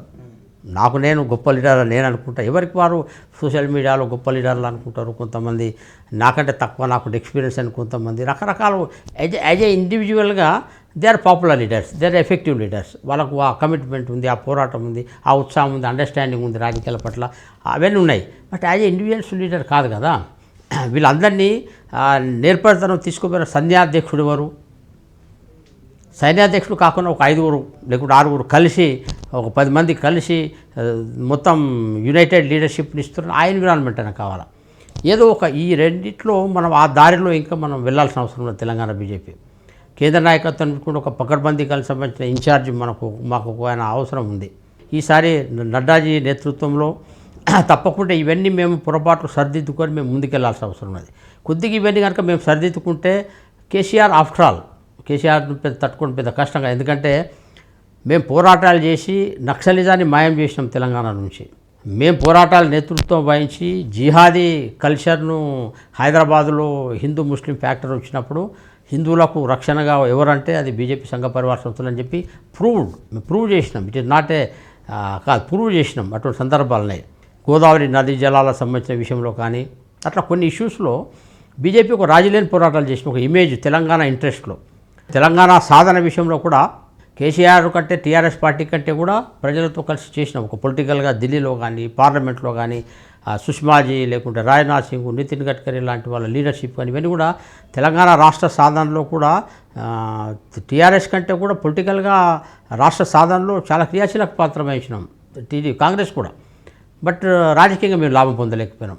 మా జీవితం అంతా డైలామాలే. తెలుగుదేశంతో కలిసి ఉండడం కారణంగా ఆ తెలుగుదేశం మేము తెలుగుదేశం కలిసి పోటీ చేయాలా, కలిసి పోటీ చేయకూడదు, ఈ డైలామాలలో మా 30 సంవత్సరాలు మా జీవితాలు, మా రాజకీయ జీవితాలన్నీ గంగలగా మూసినదిలా కలిసిపోయినాయి. 30 years తెలుగుదేశంతో. చూస్తుంటే టైం అయిపోయింది. తెలుగుదేశం పోయి మాకు మొట్టమొదటిసారి చాలా రోజుల తర్వాత లాస్ట్ 2014 ఎన్నికల్లో అన్నీ కాంటాక్ట్ చేసినాం. అన్ని కాంటాక్ట్ చేయడమే గొప్ప. అటువంటి ఎక్స్పీరియన్స్లు వచ్చినాయి. నెక్స్ట్ టైం కల్లా దాంట్లోకి వెళ్ళి మేము రేజ్ అవుతాం. కాబట్టి రాజకీయాల్లో ఈ అలయన్స్లు ఇవి కూడా మాకు మేజర్గా సెట్ బ్యాక్ అయినాయి. కాన్ఫ్లిక్ట్ ఉండింది. బీజేపీలోనే టీడీపీ ఆత్మీయులు కొద్దిమంది ఉండేటోళ్ళు, వాళ్ళందరినీ కేలి ఇన్నింటిని బయటపడి బీజేపీని ఓన్గా మనకు మనం లేవాలా, మనకు మనం పోవాలా అన్న పరిస్థితిని మేము తీసుకొచ్చారకి మాకు చూస్తుంటే వి గాట్ 50sలోకి వెళ్ళిపోయినాం మేము. కాబట్టి ఈ సిచ్యువేషన్లోకి వెళ్ళి రాజకీయాల్లో కొన్నిసార్లు తప్పవు. ఇవన్నీ ఓపిక కావాలా. అట్లా ఓపిక వచ్చి ఈశాన్య రాష్ట్రాల్లో 5 రాష్ట్రాలు మేము జెండాలు ఎగరేసినాం. మేము ఈ మాత్రం పరిస్థితి అక్కడ లేకుండే. ప్రపంచంలో మొత్తం దేశంలో చాలా విషయాలు మారుతున్నాయి, ఇక్కడ కూడా మారుతుంది. బట్ ఏవైతే ఇవన్నీ కరెక్షన్ చేసుకొని ఒక యునైటెడ్ స్పిరిట్ కింద, యునైటెడ్ లీడర్షిప్ కింద, యునైటెడ్ ఫేస్తో ఈరోజు తెలంగాణలో బీజేపీ ముందుకెళ్ళాలా. ఇది ఈ దిశలో స్ట్రాటజీ మేము ప్లాన్ చేసుకుంటాం.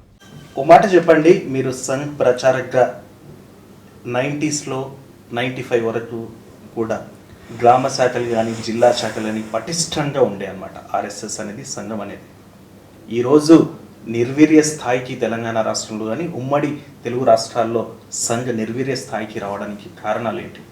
సంఘ నిర్వీర్య స్థాయికి వచ్చిందని నేను అనుకోను. సంఘం అనేది ఒక ఫిలాసఫీ, ఆర్ఎస్ఎస్ అనేది ఒక ఐడియాలజీ.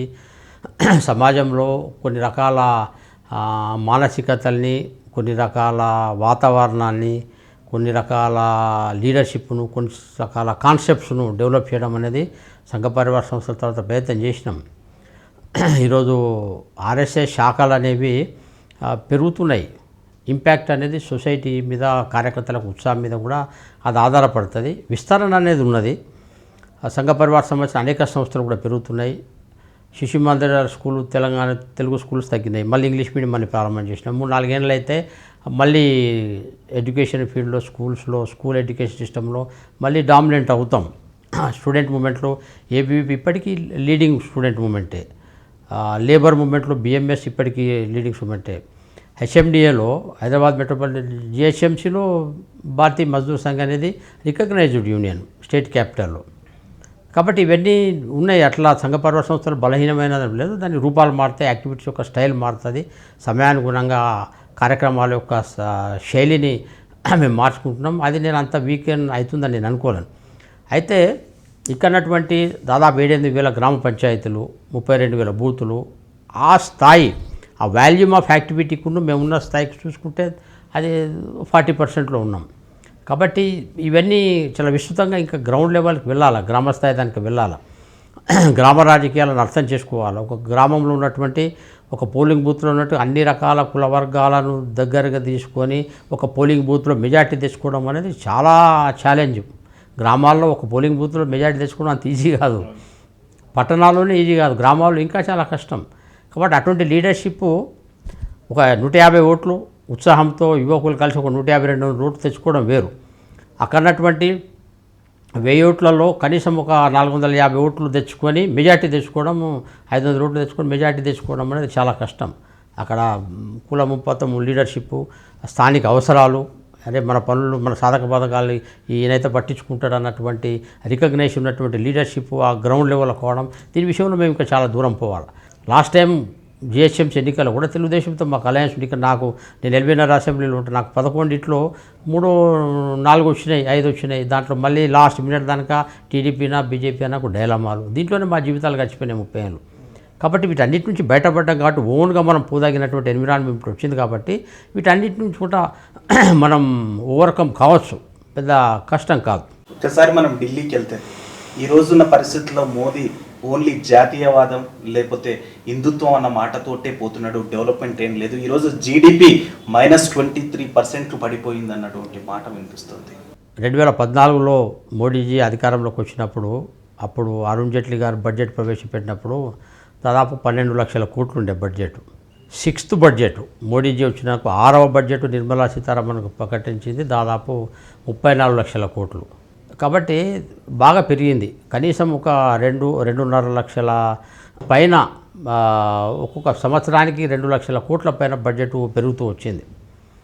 కాబట్టి ఇంత రెవెన్యూ రావడం అనేది అంత ఈజీ కాదు. అది నరేంద్ర మోడీ గారి యొక్క నిర్మాణాత్మకమైనటువంటి పారదర్శకమైనటువంటి విధానాల కారణంగానే ఇది సాధ్యమైంది.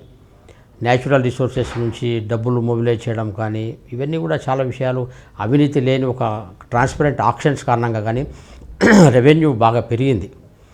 కాబట్టి ఆర్థిక వ్యవస్థ దెబ్బతినడం తప్పు. ఢిల్లీలో ఉన్నటువంటి ప్రధానమంత్రి 6.5 లక్షల గ్రామ పంచాయతీల గురించి ఈరోజు ఆలోచిస్తున్నాడు. ప్రతి గ్రామంలో ఏం అభివృద్ధి కార్యక్రమాలు కావాలనేది పంచాయతీ చేయాల్సిన పని, ఎమ్మెల్యే చేయాల్సిన పని, ఎంపీ చేయాల్సిన పని, జిల్లా పరిషత్లు చేయాల్సిన పని, రాష్ట్ర ప్రభుత్వాలు చేయాల్సిన పనిని కూడా నరేంద్ర మోడీ గారు కేంద్ర ప్రభుత్వం డైరెక్ట్ డీల్ చేస్తున్నది. ప్రతి ఇంటికి టాయిలెట్ కావాలా, ప్రతి గ్రామానికి గ్రామీణ సడక్ యోజన కింద రోడ్ వెళ్ళాలా, ప్రతి బీదవాడి ఇంటికి ఎల్పిజి సిలిండర్ ఇవ్వాలా, ప్రతి వ్యక్తికి అకౌంట్ ఉండాలా జన్ధన్ పేరు మీద, ప్రతి ఇంటికి పబ్లిక్ డిస్ట్రిబ్యూషన్ సిస్టమ్ కింద బియ్యం వస్తువులు వెళ్ళాలా, ఏదైనా ఇబ్బంది వచ్చినప్పుడు ఆయన అకౌంట్లో డైరెక్ట్ డబ్బులు పడాలా. ఇప్పుడు కరోనా కాలంలో లేకుంటే స్కిల్ డెవలప్మెంట్ పేరు మీద విస్తృతంగా చదువుతో పాటు స్కిల్స్ డెవలప్ కావాలా, ఏదో రకమైన పని చేయగలిగినటువంటి సామర్థ్యతను డిగ్రీతో పాటు చదువుతో పాటు స్కిల్స్ను డెవలప్ చేయాలా. ఈ రకంగా ఒక విస్తృతమైనటువంటి ప్లానింగ్ ఆయన చేశాడు.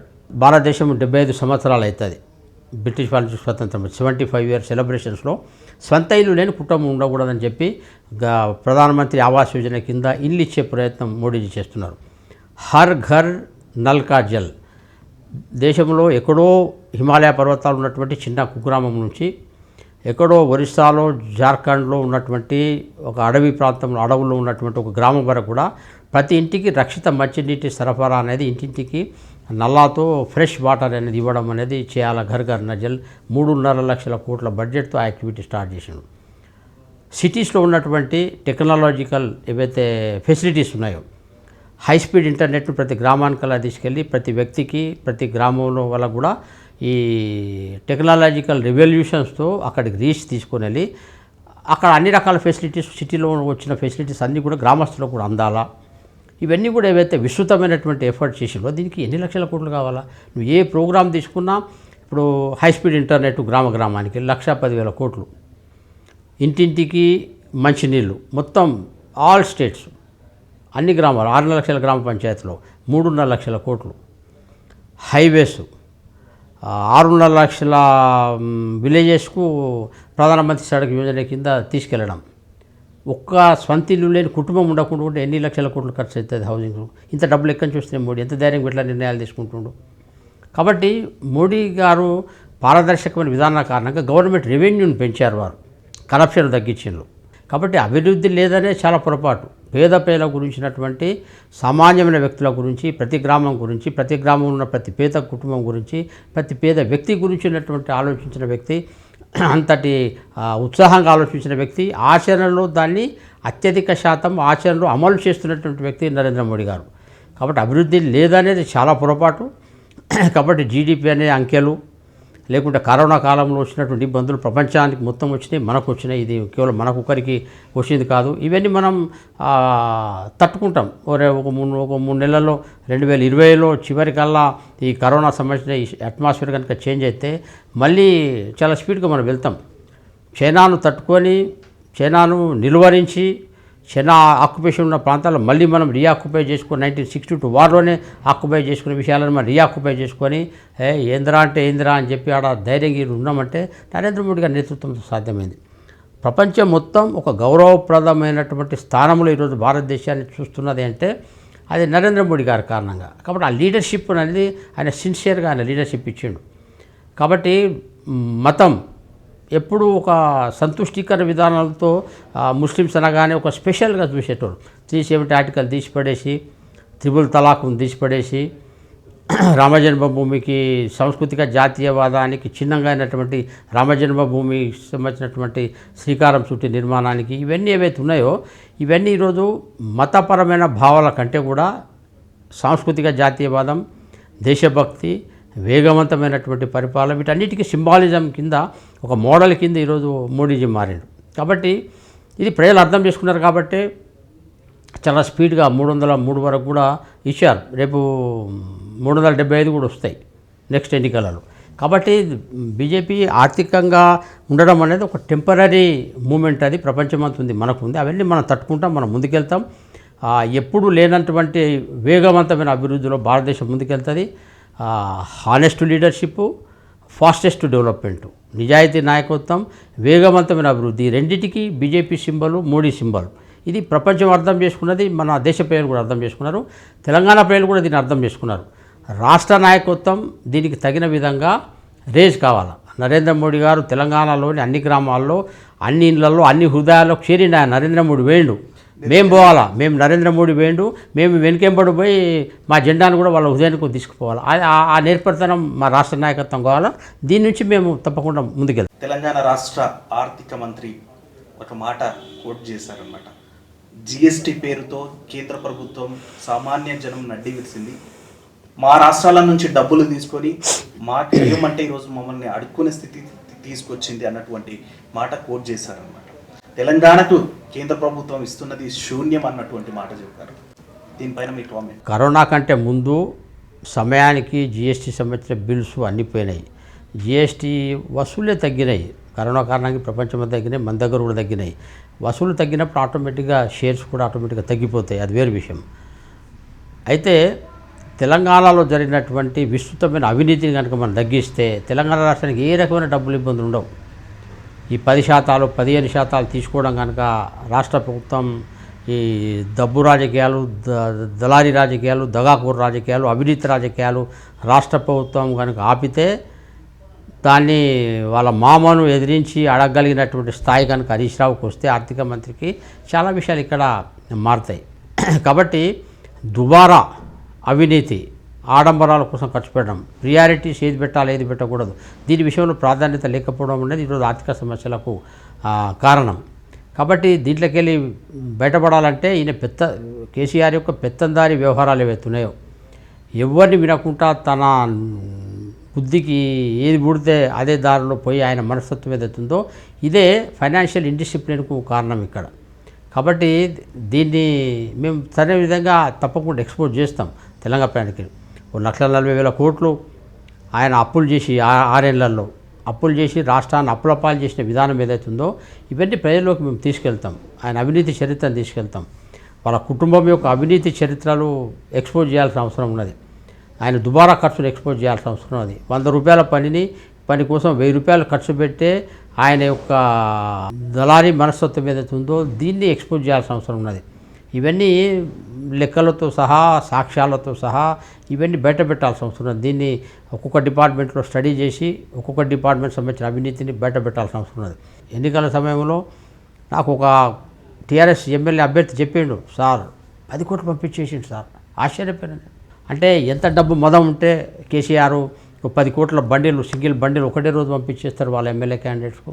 ఒక టీఆర్ఎస్ సంబంధించినటువంటి వేరే పార్టీ నుంచి టీఆర్ఎస్కు షిఫ్ట్ అయిన ఆయన చెప్పిండు, ఒక మంత్రి గారు వచ్చి అడిగి సార్ మీరు బీజేపీకి మీరు మా పార్టీకి రమ్మనమని, ఒకవేళ వచ్చిన తర్వాత మీరు పట్టించుకుంటారా అని చెప్పి ఎందుకు నేను అన్న చక్కన బెండు లోపల వేసి 50 లక్షలు తీసుకొచ్చి పెట్టేసిండు. టెంప్ట్ అయిపోయినా నేను. బట్ టికెట్ గ్యారంటీ కదా, టికెట్ గ్యారంటీ మళ్ళీ డబ్బులు కూడా ఇస్తాపో అని చెప్పి ₹1,00,00,000 ఇచ్చేసిండు. టికెట్ కూడా ఇచ్చేసిండు. ఇంతకంటే ఏం కావాలి సార్, బీజేపీలో ఏడిస్తాం సార్ మనం అన్నాడు. అంటే ఇంత డబ్బు ఎక్కడి నుంచి వచ్చింది వీళ్ళకు? ఈ డబ్బు రాజకీయాలు ఎట్లా చేస్తున్నావు నువ్వు? ఈ లూటీ ఎందుకు చేస్తున్నావు ప్రజల్ని? ఆ తర్వాత ఆ లూటీ రాజకీయాలతో నువ్వు ప్రజల్ని మభ్యపెట్టి ప్రజల్లో స్వార్థాన్ని ప్రేరేపించి డబ్బులు వెదజల్లి వాళ్ళని భిక్షగాళ్ళని మాదిరిగా తయారు చేసి తాగుబోతులను తయారు చేసి నువ్వు రాజ్యం వెళ్తున్నావు.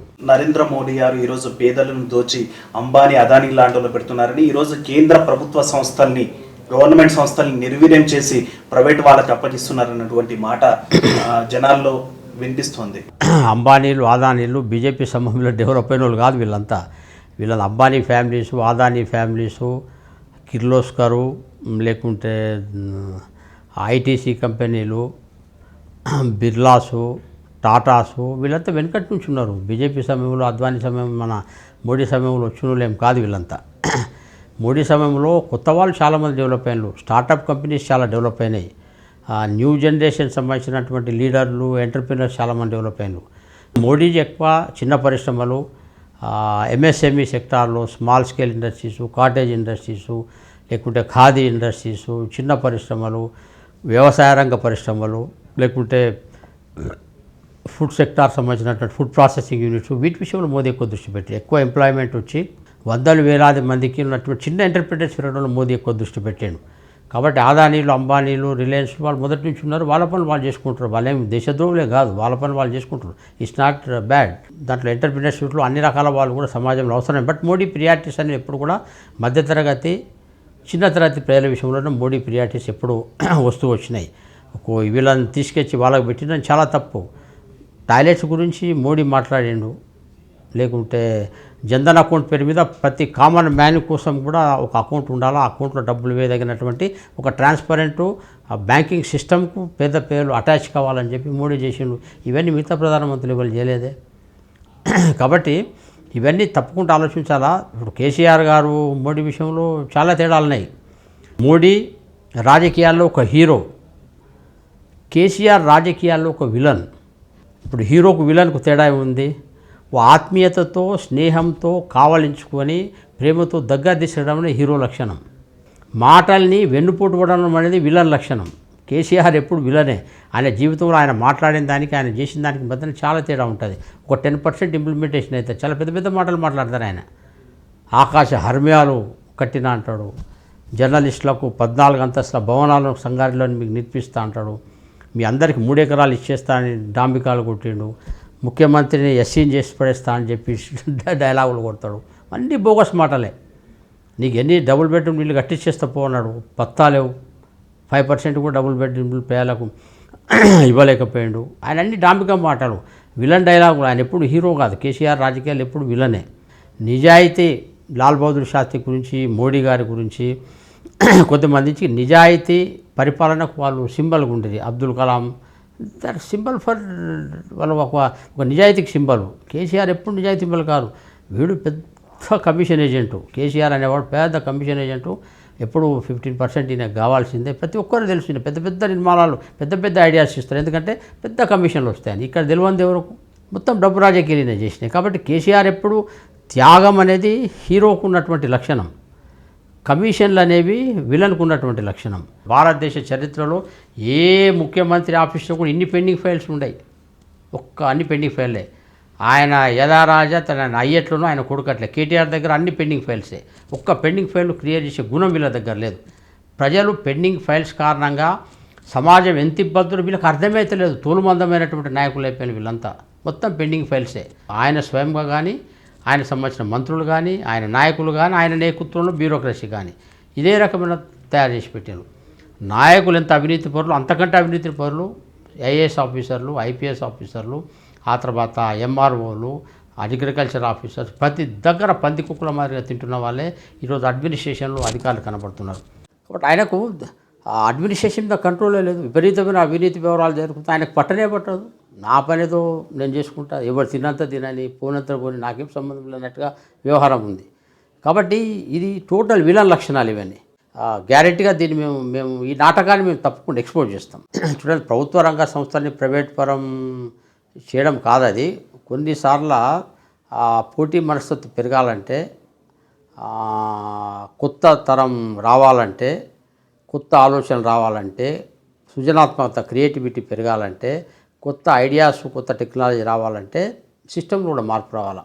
సమాజంలో రకరకాల రంగాల్లో సక్సెస్ఫుల్ ఉన్నటువంటి కొద్దిమంది వాళ్ళని డైరెక్ట్ జాయింట్ సెక్రటరీ స్థాయి అధికారుల కింద తీసేసుకున్నారు ఆయన ఐఏఎస్లో రోల్లోకి. కాబట్టి ప్రభుత్వ వ్యవస్థ అంటే అర్థం మేము పనిచేసినా చేయకున్నా, పర్ఫార్మెన్స్ ఉన్నా లేకున్నా, మా రిటైర్మెంట్ వరకు మా నడుస్తుంది అన్నటువంటి జడత్వాన్ని నుంచి ఆయన మార్చడం కోసం, రిఫార్మ్స్ కోసం ప్రయత్నం చేస్తున్నారు. కాబట్టి ఇవన్నీ కూడా ఇంతటి ధైర్యమైనటువంటి ఎక్స్పెరిమెంట్లు వేరే ఏ అడ్మినిస్ట్రేషన్ నుంచి జరగలే. గుడ్ గవర్నెన్స్ అంటే ఒక సుపరిపాలన అంటే ఏంది అనేది, ఒక ప్రజలకు అందుబాటులో ఉన్నటువంటి ఒక మంచి పరిపాలన, సుపరిపాలన అంటే ఏంటంటే ఒక మోడల్ కింద ఆయన చూసిండు. దేశ చరిత్రలో ఒక చిన్న అవినీతి వ్యవహారం రాని, కుంభకోణం రానిటువంటి వ్యవస్థను గత 6 సంవత్సరాలుగా భారతదేశ రాజకీయాల్లో, కేంద్ర ప్రభుత్వంలో అనేక మినిస్ట్రీలు, అనేక డిపార్ట్మెంట్లో మనం చూసినాం. 150 డిపార్ట్మెంట్స్ను ఆయన ఎవ్రీ మంత్ రివ్యూ చేస్తున్నాడు. ఒక్కొక్క జాయింట్ సెక్రటరీ 8 డిపార్ట్మెంట్స్, 20 మంది జాయింట్ సెక్రటరీస్ చేస్తున్నాడు. మళ్ళీ 20 మందితో ఆయన కూర్చుంటుండు. మొత్తం దేశం సంబంధించిన అన్ని మినిస్ట్రీకి సంబంధించిన ఆల్ డిపార్ట్మెంట్స్ను ఎవ్రీ మంత్ రివ్యూ చేసే ప్రధానమంత్రి అయితే ఆయన ఒక్కడే. అంతటి మైక్రో ప్లానింగ్లో ఆయన సక్సెస్ అవుతున్నాడు. అందుకోసమే మనం ఈరోజు దేశము అనేక రకాల రంగాల్లో మనం అనేక రకాల వేగంగా మనం మార్పులు చూస్తున్నాం. కాబట్టి కేసీఆర్కి ఆయనకు నక్కకు నాగలోకంకు ఉన్నంత తేడా ఉంది అడ్మినిస్ట్రేషన్ వ్యవహారాలలో. బీజేపీ ఢిల్లీలో ఉంటే నాగపూర్ కేంద్రంగానే పనిచేస్తుంది అన్నటువంటి మాట, రేపటి వచ్చే ఎలక్షన్లో యోగి గారిని ప్రధానమంత్రిగా తీసుకొస్తున్నారన్నటువంటి మాట వినిపిస్తోంది. మోదీలో వ్యతిరేకత వచ్చిందా? నిజంగానే అది నాగపూర్ కేంద్రంగానే బీజేపీ పాలిస్తుందా? అది పొరపాటు అభిప్రాయం. ఈరోజు కూడా మోడీనే నాయకుడు, రాబోయే ఎన్నికల్లో కూడా మోడీజీనే నాయకుడు. 75 సంవత్సరాల వరకు కూడా కీలకమైన పోస్టులలో ఎవరైనా ఉండొచ్చు భారతీయ జనతా పార్టీ నాయకులను ఉంది. ఆయనకున్నటువంటి కొన్ని అనేక రకాల సైద్ధాంతికపరమైనటువంటి శాశ్వత మార్పులు క్రియేట్ చేసిన విషయాలు కూడా ఆయన ఈ సెకండ్ టర్మ్ రాగానే చాలా ఇమ్మీడియట్గా ఏవైతే చేంజెస్ తీసుకొచ్చిందో అవి కూడా చూడాలి. నూతన విద్యా విధానాన్ని కూడా ప్రవేశపెట్టిండ్రు. రాబోయే ఒక 5-6 సంవత్సరాలు, 7 సంవత్సరాల్లో నూతన విద్యా విధానం ఒక ప్రభావాలు కూడా చాలా సమాజంలో మార్పులు చేర్పులు చేయబోతున్నాయి. కాబట్టి ఇవన్నీ కూడా ఐడియాలజికల్ ఎజెండా కానీ శాశ్వతమైన మార్పులకు గ్రౌండ్స్ని ప్రిపేర్ చేయడం కూడా ఆయన చాలా వేగంగా చేస్తున్నాడు. కాబట్టి ఆయనలో ఏ రకంగా ఆయనను మార్చాల్సిన అవసరం లేదు. ఆయన ఉన్నంతటి అంతకంటే ఎఫెక్టివ్ లీడరు ప్రజెంట్ సిచ్యువేషన్స్లో వేరే వాళ్ళు లేరు. రేపు 2024 జరిగే దాంట్లో కూడా ఆయనే తప్పకుండా భారతీయ జనతా పార్టీ ఆయన నేతృత్వం ఉంటుంది. బీజేపీ యొక్క నియమాల ప్రకారం 75 సంవత్సరాలు, ఆయనకు 75 వచ్చి దాటే వరకు కూడా ఆయనే ప్రధానమంత్రి కూడా, దాంట్లో ఏ రకమైనటువంటి అనుమానం లేదు. ఒక ఆయన తర్వాత అయినా మాకు లీడర్షిప్ ఇబ్బంది లేదు. యోగి ఆదిత్యనాథ్ గారు కానీ, నితిన్ గడ్కరీ గారు కానీ, లేకుంటే రాజ్నాథ్ సింగ్ గారు కానీ, నితిన్ గడ్కరీ మన అమిత్ షా గారు కానీ, అట్లా ఇంకో 4 ప్రధానమంత్రులు ఉన్నారు మాకు. అటువంటి ఇంకా కావాలంటే కూడా మాకు తయారవుతారు. అది పెద్ద ఇష్యూ కాదు. కాంగ్రెస్ పార్టీ మాదిరిగా దివాలా కోరు వ్యవహారాలు మా దగ్గర అవసరం లేదు. మల్టీ లీడర్షిప్ మా దగ్గర ఉంది. ఇట్స్ నాట్ ఏ ఇది మాకు పెద్ద ఇష్యూ కానే కాదు అది. లీడర్లను నవాపూర్ కేంద్రమే నిర్ణయిస్తుందంటారా బీజేపీ పార్టీకి? లేదు, అది మేము మా సైద్ధాంతిక భూమికకు ఒక బ్యాక్గ్రౌండ్ ఉన్నటువంటి మాతృ సంస్థ మాదిరిగా ఉంటుంది కాబట్టి సలహాలు లేకుంటే చర్చలు అటువంటివి మేము డిస్కస్ చేయడం అనేది సహజంగా ఉంటుంది. ఎవరింట్లోనైనా పెద్దవాళ్ళతో, అమ్మమ్మలు, నాయనమ్మలతో, లేకుంటే తాతలతో, ఫాదర్తో కొద్దిగా ఏదైనా ఫైనల్ నిర్ణయం తీసుకొని చూసుకోవడం అనేది ఉంటుంది. మా దగ్గర కూడా మాకు మాతృ సంస్థ ఆర్ఎస్ఎస్ కాబట్టి డిస్కషన్ చేయొచ్చు. నిర్ణయాలు మేమే, మా పార్టీలు మేమే తీసుకుంటాం, సలహాలు మేము తీసుకుంటాం, దాంట్లో తప్పు కూడా కాదు అది. సో ఈరోజు రాష్ట్రానికి వచ్చినట్టే కేసీఆర్ పాలన, కేసీఆర్ శైలి పైన మీరు ఎట్లా కామెంట్ చేయగలరు? కేసీఆర్ రాజకీయాల్లో చాలా దురదృష్టకరమైన సంస్కృతిని ఆయన డెవలప్ చేసిండు. ప్రజలకు ఎక్కువ అందుబాటులో ఉండాలి నాయకుడు అంటే ఆయనకు ఆ పరిస్థితి లేదు. మంచి పరిపాలన ఇవ్వాలా, ఆ పరిస్థితి లేదు. అవినీతి లేని బ్యూరోక్రసీని చేయాలా, ఆ పరిస్థితి లేదు. ఆ తర్వాత కమిషన్ల రాజ్యం నుంచి సంక్షేమ రాజ్యం వైపు వెళ్ళాలా, ఆ పరిస్థితి ఇక్కడ కనపడతలేదు. ఒక టీమ్ స్పిరిట్ డెవలప్ చేయాలా, మంత్రులు, ఎమ్మెల్యేలు వాళ్ళందరితో డిస్కషన్ చేసి కొన్ని స్పిరిట్ డెవలప్ చేయాల్సి ఉండే, అటువంటి పరిస్థితి లేదు. అన్ని రకాల రంగాలను సమానంగా అభివృద్ధి పథంలో తీసుకోవాలా. ఆయనకి ఇంట్రెస్ట్ ఉన్న వైపు ఆయన పోతాడు తప్ప మీద హాస్పిటల్స్ పట్టించుకోడు, ఎడ్యుకేషన్ పట్టించుకోడు, స్కూల్స్లో జరుగుతున్నటువంటి వ్యాపారాన్ని పట్టించుకోడు, అవినీతిని పట్టించుకోడు. ఎవరి ఇష్టం రాజ్యం అందరికీ వదిలేసిండు. ఆయన ఇష్టం ఆయన, ఎవరి ఇష్టం ఉన్నట్టు వాళ్ళు. ఈ దురదృష్టకరమైన సంస్కృతిని కేసీఆర్ డెవలప్ చేసిండు. కాబట్టి ఈ శైలి ప్రజలకు ఉపయోగపడే శైలి కాదు. ఆయన మార్చుకోవాలా, ఇప్పుడు ఆయన మార్చుకుంటారని కూడా మేము అనుకుంటలేము.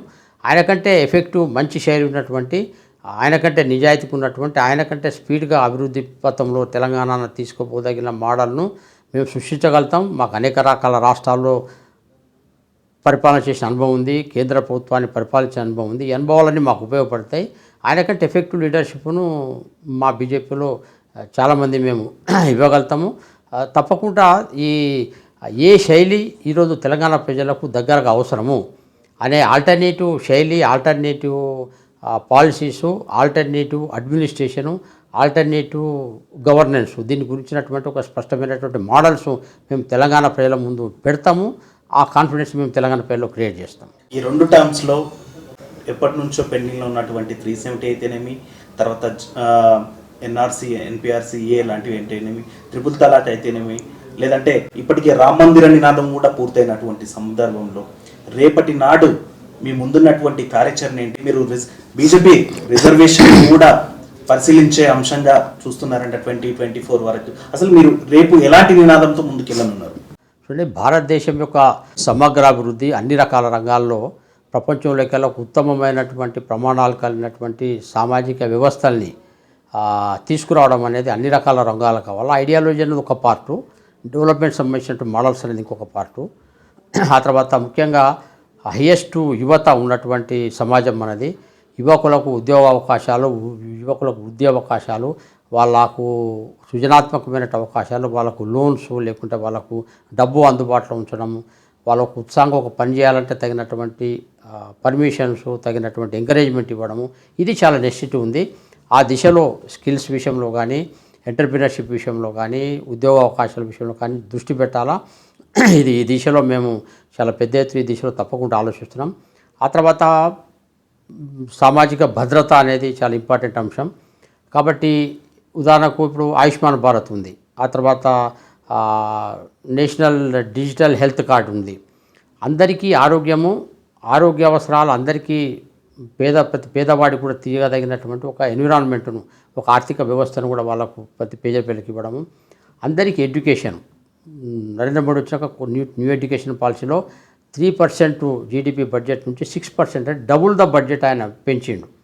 కాబట్టి లక్షల కోట్ల రూపాయలు ఎక్స్ట్రా విద్య మీద ఖర్చు పెట్టడానికి కోసం నెక్స్ట్ బడ్జెట్ నుంచి కూడా అవకాశాలు వస్తాయి. బడ్జెట్ డబుల్ చేశారు కాబట్టి మొత్తం 6.5 లక్షల గ్రామ పంచాయతీలలో నదుల అనుసంధానం ద్వారా, లేకుంటే ఈ వాటర్ సిస్టమ్ను డెవలప్ చేయడం కోసం మోడీ గారు ప్రయత్నం చేస్తున్నారు.